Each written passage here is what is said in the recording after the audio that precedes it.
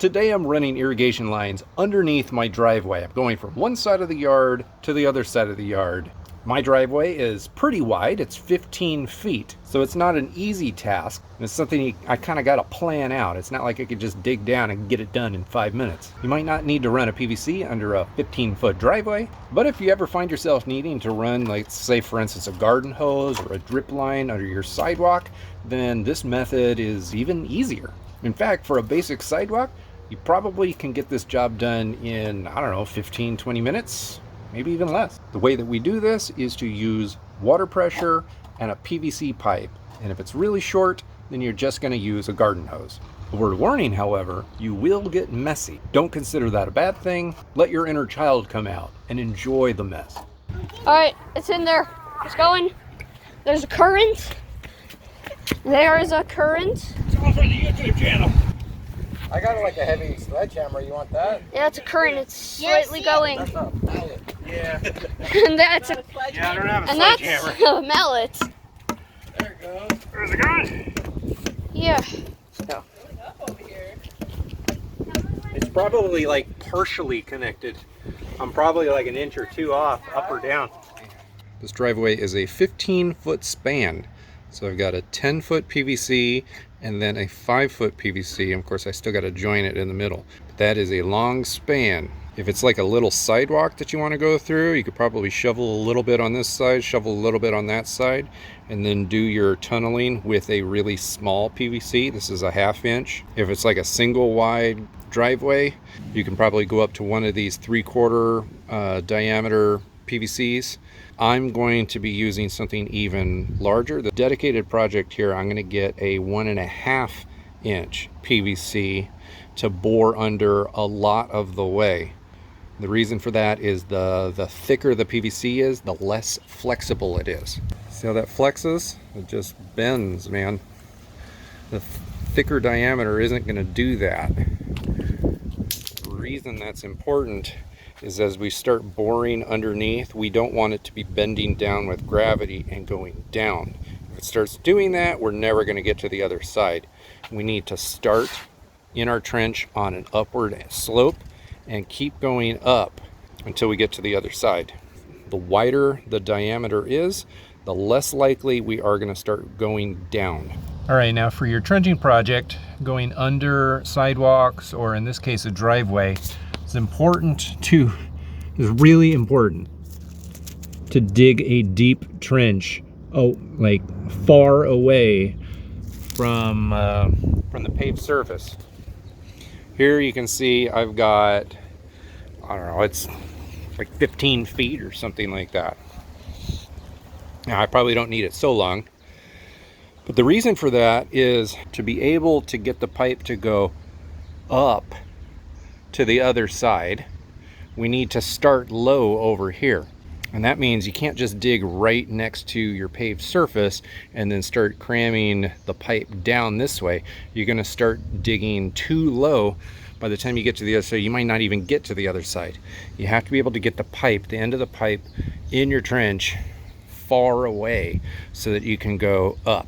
So right here, this part of my trench is actually deeper than where I plan on connecting it to my irrigation pipe. It's deeper there, and over here, to ensure that I get an angle going up, I'm gonna stick a block over there, maybe a couple along the way, so that this side is always on the ground and that side over there is forced to go upwards. And to keep it straight, I'm going to be using a wider diameter PVC pipe than I plan on burying in the ground. That way the PVC that I'm using is less likely to bend in any direction, up, down, left, or right. As it gets really deep in there, if it's a big PVC pipe, I can actually put my garden hose through the pipe all the way to the end. And that's going to give me a better blast of water once I get really deep under the driveway. Once the whole thing is drilled out with water, I can pull the garden hose out of the big PVC pipe and then actually insert my actual PVC pipe inside, or I can remove the big one and put the one that I plan on burying in the ground in the tunnel that I've created.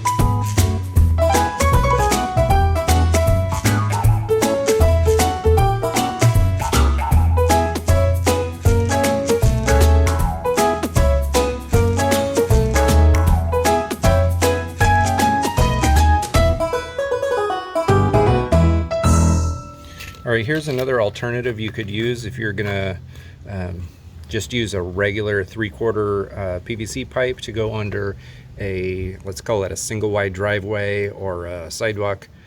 You could actually use this little PVC pipe, or this is an Orbit thing. I'm sure there's other brands that make this. I'm gonna call this just a cheap thing, but I'm sure it would work. I'm not gonna use it for this project because I'm going so far. I want to use a more robust nozzle that will give me the strongest blast of water possible. But this would be fine for just a small little sidewalk like this. You basically screw this end right here onto the end of your garden hose, and then cement this onto a piece of PVC, 3/4 PVC, and then you cement this onto the other end of the PVC. That way you've got a strong blast of water coming through a hard PVC pipe as opposed to a flexible hose that you can't jam in there very good. Like, you could probably jam it in there a good 6 inches or so, but after that it starts getting floppy. There's a joke in there somehow or other. By using this on the end of a PVC, you can get better boring action for longer distances because of the rigidity of the PVC pipe. But this nozzle isn't going to give me the best water strength possible. And that's why I'm going to be using this little Big Shot brass nozzle. All right, here's that little big All right, here's that little Big Shot super nozzle. This is after I've used it a few times. This is why I wanted to wait to show this to you up close. This is a brass nozzle. It is very robust. It goes right onto the end of your garden hose. As you're cramming this under a driveway, so the vast majority of driveways out there are going to have a compacted layer underlayment under them. I don't know what the technical term would be, but it's basically going to be compacted soil covered with some form of a like a 3/4 gravelly layer. It's basically support for the driveway. If you take that plastic PVC jet that I just showed you, the Orbit one, and you start thrusting it into that underlayment, eventually you're going to crack it because it's plastic. This, however, is solid brass, and you can see that even though this is very robust, very strong, it's still quite damaged after one use. Like, I literally just used it to go under one driveway. Like, it's all gritty and it's just beat up. Now, the only way to use this on the end of your hose to go under the driveway is to literally put it through a 1.5 inch PVC, which is what I'm doing. It's not going to fit through a 1 inch PVC. You got to use the bigger one. So this is something I would use for a driveway or a wide driveway. It's probably unnecessary for going under a sidewalk unless you've just got really rocky soil underneath that sidewalk, or maybe there's an underlayment under it. This thing I just bought locally at a store, but it is available on Amazon. I'll link to it down below if you're preparing for a project like this. Definitely recommended. Well, my pipe got clogged up at about 4.5 feet with some rocks. So I pried at it for about 5 to 10 minutes and finally unclogged it. So I'm like almost 1/3 of the way through. Let's keep on going.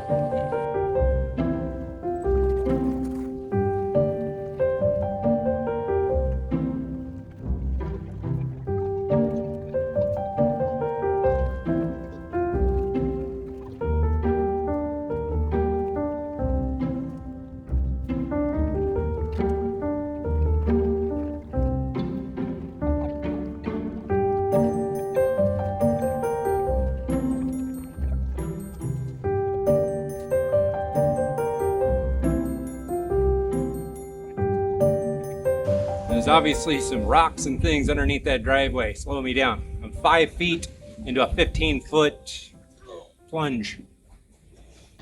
Now this is what I'm starting to do, is I'm finding that as I push in, basically I can't use a smaller PVC because there is gravel underneath this driveway.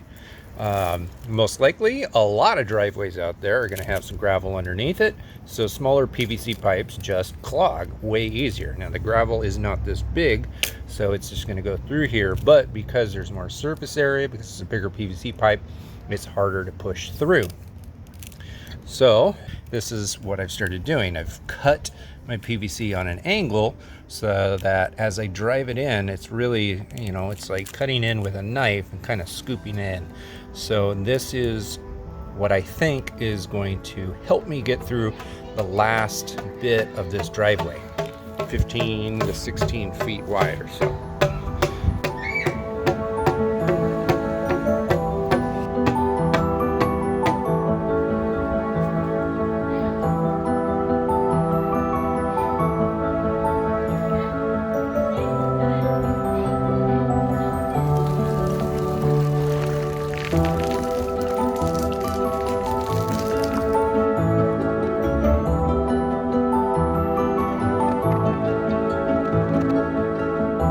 About 2/3 of the way through already. My first PVC pipe goes all the way in, all 10 feet, somewhere around here. So the last little bit is what I need. I think that's going to do the trick. So the first part of the day, on day 2, I made the optional decision to try to go as far as I possibly could from, I guess, the first side that I was working on. I was gonna see if I could get all the way through without trenching on the other side first, mostly because I didn't want to rip into the grass on the other side of the driveway any sooner than I had to. I figured the hardest of all of the dirt underneath the driveway was going to be right in the middle, because it was the least likely area to have gotten any water over the past 50 years or so. And I was hopeful that I could get all the way through, but after I worked for a while, I could only get about 11 foot in after I added an extra PVC, kind of an extension onto my main wide tunnel. Couldn't get much further than about 11 feet.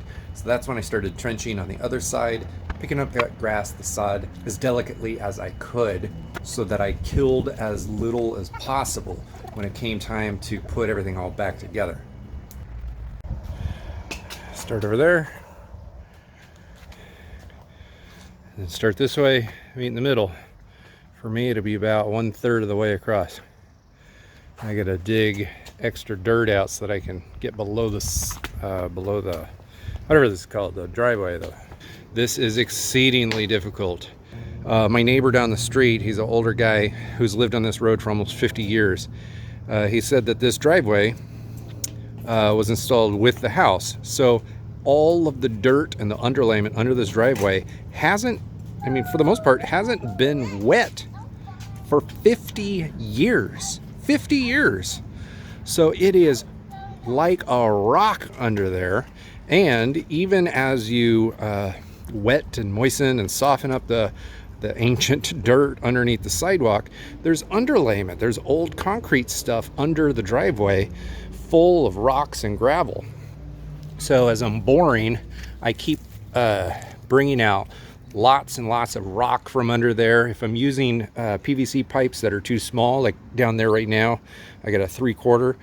That 3/4 pipe is too small to go under. Now, it's not too small if it's just dirt, but because there's gravel down there, the gravel clogs the pipe. So to do the boring, even though I'm going to use this 3/4 pipe to run water underneath, I have to do boring with a larger 1.5 inch PVC, which means there's more surface material and more just debris that I got to pull out. All right, it's in there. It's going. There's a current. There is a current. I got like a heavy sledgehammer. You want that? Yeah, it's a current. It's slightly going. That's not a mallet. Yeah. And that's a, Yeah, I don't have a and sledgehammer. that's a mallet. There it goes. Where's it going? Yeah. Let's go. It's probably like partially connected. I'm probably like an inch or two off, up or down. I hear it, babe. Oh. All right, over here. Yeah, I hear it too. Hear it?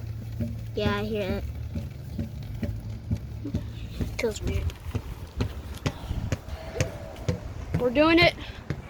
We're doing it. That is really. You gonna take it back out? Stuck on something. Oh, take it back out. Yeah. Should I turn it off? Yeah, go ahead, turn it. Okay. Oh no! Oh, we got a foot in. Got a foot. My foot in there. So day 3 was a pretty chill day. After doing all of the boring and tunneling and all of the hard manual labor on days 1 and 2, day 3 really was just about getting my really fancy sprinklers valve line, like the electrical line, through the tunnel that I bored out, followed by the actual PVC line that's going to push the water to all of the new sprinklers. If you've ever laid PVC pipe for water purposes, for water transport sprinklers, you know that you got to lay this pipe, you got to cement it all together, and you can't pressurize it for a couple hours. Because I used so much water in my trench to do the digging, it took a very long time for all of the water to actually seep into the ground. It was seeping into the ground so slow throughout the day that I grabbed a bucket and I just started like pulling water out of the trench a little bit at a time. Had I been really on the ball, I probably would have grabbed my submersible water pump to just suck the water out of the trench so that I could actually do all of the pipe fitting work in a dry environment. I was a little bit tired and had a foggy mind, so I just did it in the most clunky way possible, just pulling the pipes up away from the water and doing it a little bit at a time. I had to wait quite a bit for all of the pipes, all of that PVC cement to harden off before I could connect it to my actual sprinkler system and pressurize the whole thing. Certainly I could have like put all of the dirt back and put the sod back right off the bat, but I wanted to check all of my fittings, the things that I cemented together under pressure to make sure that there wasn't any leaks. It took a few days, and most of that was pretty relaxing work. Honestly, I took a miniature little vacation in the middle of those few days, so it wasn't so bad. Now for the average lawn owner or the average person running PVC lines underneath their driveway, they're not going to have to run that irrigation electrical cord through. I only have to do that because I'm putting in probably the fanciest irrigation system known to man as of 2023. You wouldn't be wrong in calling it a robot sprinkler, although it is a little bit challenging getting the wire underneath the ground. Truly, it was very easy compared to getting the PVC under the driveway. Anyway, if you are curious what that sprinkler system is, I'll leave a link to a playlist of videos about it in the description below. But regardless of your interest in that, getting the trenches put back together and the grass sod put back on top is pretty important if you don't want your grass to die. The longer it's away from, the longer it's out of the ground, more likely it is going to die. For me, my lawn is pretty important to me, and I really went over the top to try to do this in a way that wouldn't kill the lawn. There's my connection. It goes under the driveway to the other side. Awesome sauce.